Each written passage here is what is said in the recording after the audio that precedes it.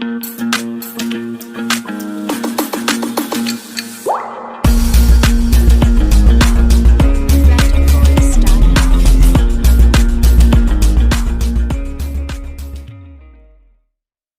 Friends, എല്ലാവരും അശ്വാസ് tips and ടിക്സിൻ്റെ ഒരു പുതിയ വീഡിയോ സാധനം ചെയ്യുന്നു. അപ്പോൾ നമ്മൾ ഇന്ന് പറയാൻ പോകുന്ന മറ്റൊന്നുമല്ല, നമ്മുടെ മൊബൈൽ ഫോണുകളിൽ ഇൻ്റർനെറ്റ് അല്ലെങ്കിൽ നമ്മൾ ഉപയോഗിക്കുന്ന നെറ്റ്വർക്ക് കണക്ഷനിലെ സ്പീഡ് എങ്ങനെ കൂട്ടാമെന്നാണ്. അതുപോലെ തന്നെ നമ്മൾ വേറെ കാര്യങ്ങൾ പറയുന്നുണ്ട്. നമ്മുടെ മൊബൈൽ ഫോൺ പെട്ടെന്ന് തന്നെ ഇൻ്റർനെറ്റ് ഉപയോഗിക്കുമ്പോൾ നമുക്ക് കൂടുതൽ ഡാറ്റ നഷ്ടമാകുന്നു. അതുപോലെ തന്നെ നമ്മുടെ ഫോൺ പെട്ടെന്ന് ചൂടാകുന്നു. ഈ കാര്യമായിട്ടില്ല അവസാനം നമ്മൾ പറയാം.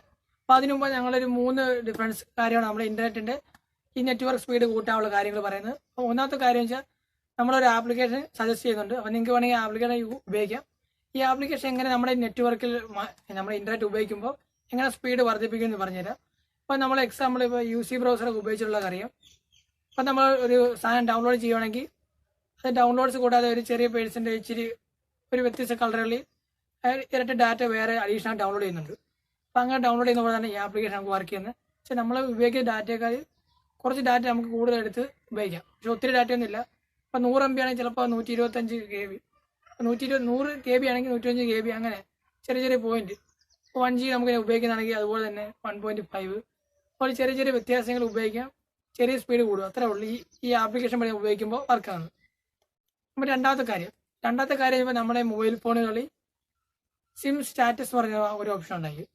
ഈ സിം സ്റ്റാറ്റസ് നിങ്ങൾക്ക് അറിയുന്നവർക്ക് അറിയായിരിക്കും. ഇതിൻ്റെ ഒരു സിഗ്നൽ സ്ട്രെങ്ത് അനുസരിച്ചായിരിക്കും നമുക്ക് നെറ്റ്വർക്ക് ഡാറ്റ എവിടെ കൂടുതലുണ്ട് നമുക്ക് അവിടെ നിന്ന് കളക്ട് ചെയ്യാൻ പറ്റുന്നത്. അപ്പോൾ ഇത് വളരെ ഉപകാരമാണ്. അപ്പോൾ ഞങ്ങളിത് കാണിച്ചുതരാം. മൂന്നാമത്തെ കാര്യം എന്ന് വെച്ചാൽ നമ്മൾ ഡൗൺലോഡ്സ്. നമ്മളൊരു ആപ്ലിക്കേഷൻ ഡൗൺലോഡ് ചെയ്യുക.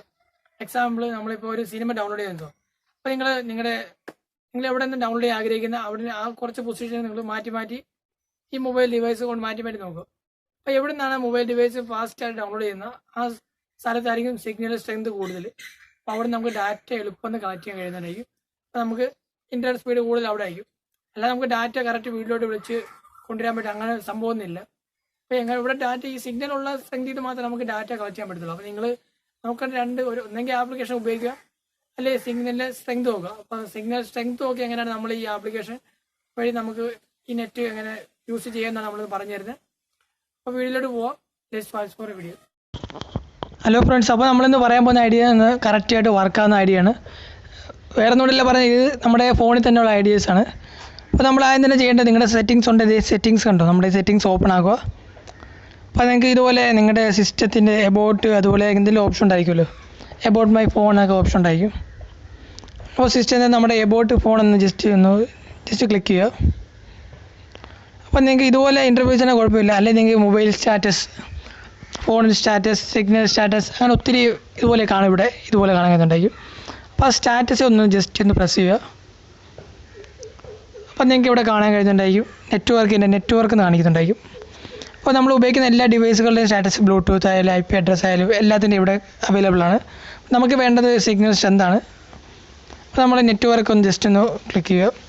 അപ്പോൾ ഞാൻ ഉപയോഗിക്കുന്ന 2 സിമ്മുകളുണ്ട്.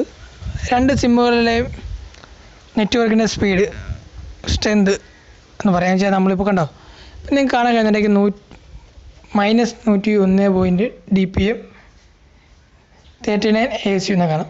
അപ്പോൾ നമ്മളിത് മൂവ് ചെയ്യുന്നതിനനുസരിച്ച് ഈ മൈനസ് കൂടുകയും കുറയുകയും ചെയ്യും.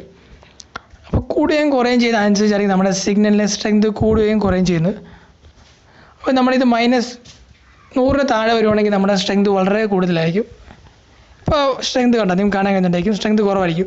അപ്പോൾ നിങ്ങൾ ഈ -100 താഴെ എവിടെയാണ് നിങ്ങളുടെ പൊസിഷൻ വെച്ചാൽ നമ്മൾ ഈ ഒരു മൊബൈൽ ഫോൺ കയ്യിൽ നിന്ന് വൈബ്രേഷൻ ആകുന്ന ആ ഒരു പൊസിഷൻ തന്നെ ഒരു സിഗ്നൽ സ്ട്രെങ്ത് ആണ് എന്ന് പറയാമെന്ന് വെച്ചാൽ, നമ്മളിപ്പോൾ ഒരു മൊബൈൽ ഫോൺ ഒരു ടേബിളിൻ്റെ പുറത്തുനിന്ന് ആ ടേബിളിൻ്റെ മുകളിൽ ഇരിക്കുന്ന ഒരു ബുക്കിലോട്ട് എടുത്ത് വെക്കുകയെന്നുള്ളത്, അവിടെ മാറുന്ന ആ പൊസിഷനാണ് നമ്മുടെ സിഗ്നൽ സ്ട്രെങ്ത് വരുന്നത്.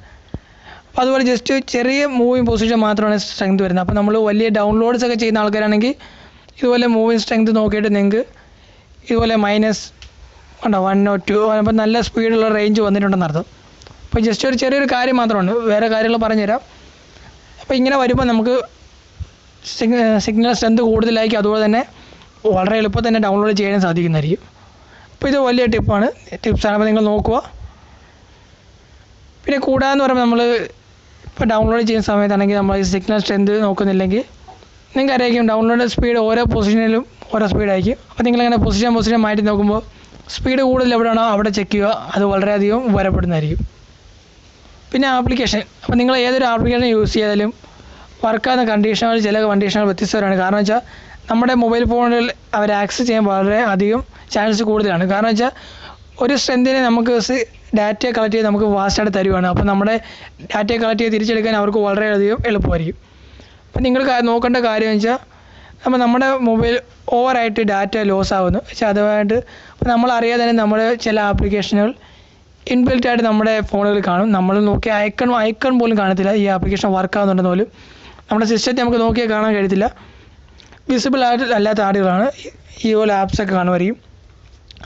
അതുപോലെ നമ്മൾ ഉപയോഗിക്കുന്ന ചില ആപ്സുകൾ അവർ പോലും അറിയാതെ നമ്മൾ പോലും അറിയാതെന്ന് വെച്ചാൽ നമ്മുടെ ആപ്സിനകത്ത് തന്നെ വേറെ ആപ്സുകൾ അവർ ഓട്ടോമാറ്റിക് ക്രിയേറ്റ് ആകും. നമുക്ക് കാണാൻ കഴിയത്തില്ല. അപ്പോൾ അതും ചില വൈറസുകൾ എന്നൊക്കെ പറയാം. അപ്പോൾ നമ്മൾ ഡാറ്റ കൂടുതൽ കളക്ട് ചെയ്ത് നമുക്ക് ഡാറ്റ നഷ്ടം വരാൻ കാരണമുണ്ട്. ഇതുപോലെ തന്നെ ഇങ്ങനെ ചെയ്യുന്ന കാര്യമാണ് നമ്മുടെ ഫോണുകൾ പെട്ടെന്ന് ചൂടാനുള്ള കാരണം. ആപ്ലിക്കേഷൻ കൂടുതൽ ഉപയോഗിച്ചാലും ചൂടാകും. അതുപോലെ തന്നെ ബാക്ക്ഗ്രൗണ്ടിൽ നമ്മളറിയാതെ ചില ആപ്ലിക്കേഷൻ അഥവാ വൈറസുകൾ എന്ന് പറയുന്ന സാധനങ്ങൾ വർക്കാകുമ്പോൾ നമ്മുടെ ഡാറ്റ കൂടുതലായിട്ട് നഷ്ടം വരാൻ സാധിക്കും. അതുപോലെ തന്നെ ഫോൺ കൂടുതലായിട്ട് ചൂടാകാനും കാരണമായിരിക്കും. അപ്പോൾ നമ്മൾ പുതിയൊരു ഇതിൻ്റെ വൈറസിനൊക്കെ എങ്ങനെയാണ് പ്രതിരോധിക്കുന്ന ആൻറ്റിവൈറസ് സോഫ്റ്റ്വെയർ അല്ലാതെ വേറെ രീതികളുണ്ട്.